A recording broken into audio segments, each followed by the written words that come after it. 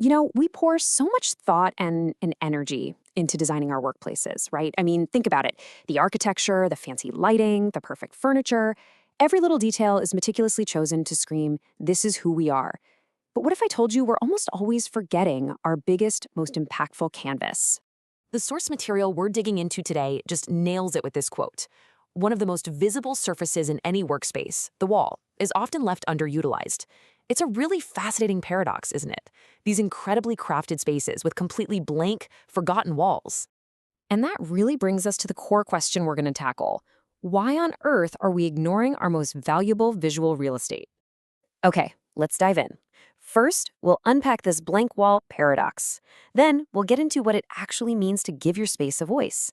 We're also going to look at why this kind of branding so often gets lost in the shuffle, map out how to do it right, and then peek into the future of workplace design.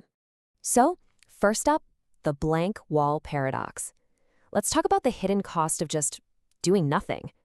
This is where a space can be perfectly functional, sure, but it's completely missing its soul. That visual story that really makes a workplace feel alive. So what's the real cost of a blank wall? I mean, it goes way beyond just looking a bit boring. When your walls are empty, your company's visual identity, poof, it's gone. The story you want to tell has nowhere to live. Your amazing culture becomes totally invisible. And what are you left with? A space that just feels, well, generic.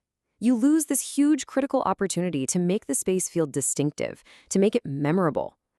All right, now that we've really framed the problem, let's flip to the solution. How do you actually give your space a voice? Well, the answer is a really cool concept called environmental branding. So, what is it really? Simply put, environmental branding is all about weaving your brand's identity right into the physical space.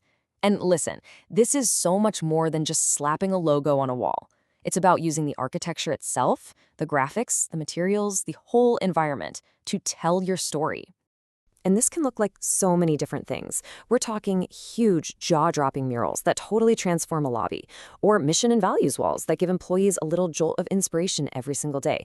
It could be a timeline that shows off the company's journey, or even just a really smart wayfinding system. The possibilities are, well, pretty much endless. Okay, but why does it matter so much? Well, it really boils down to three key things. First, it reinforces your brand identity. It makes what you stand for tangible, something you can see and feel. Second, it strengthens the culture by literally putting your shared values and big wins up on the wall for everyone to see. And third, on a super practical level, it can make getting around the office way, way easier. All right, so if this is such a brilliant idea, why does it disappear so often? It starts off as this amazing vision, but then it just does a vanishing act somewhere during the project. Let's figure out why. Okay, so here's the classic downward spiral, and it happens all the time. First, the idea for these amazing graphics gets brought up way too late in the game. After all the big architectural and budget calls are already set in stone. Then comes value engineering, which, let's be real, is just a nice way of saying cutting costs. And guess what's first on the chopping block? Yep, the graphics. They're dismissed as just decoration. And the final nail in the coffin? If the project runs into delays, the branding gets pushed to later. And we all know that later almost never happens once people move in, right? But hey, it doesn't have to be that way. Let's pivot from the problems to the actual solutions. Here's a blueprint for making sure this succeeds. When you get down to actually doing it, you've got a few main options. Vinyl graphics are pretty affordable, but you might see some seams. Wallpaper is great for decoration, but it's not super flexible for big custom branding projects. Now, the real game changer, according to the experts, is direct-to-wall printing. This is tech that prints incredible high-res graphics right onto the wall. The result is seamless, totally integrated, and it really feels like it's part of the architecture itself.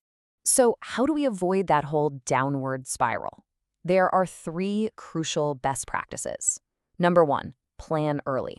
Treat the branding like a core part of the design from day one, not some last-minute add-on. Two, treat your walls like the valuable assets they are.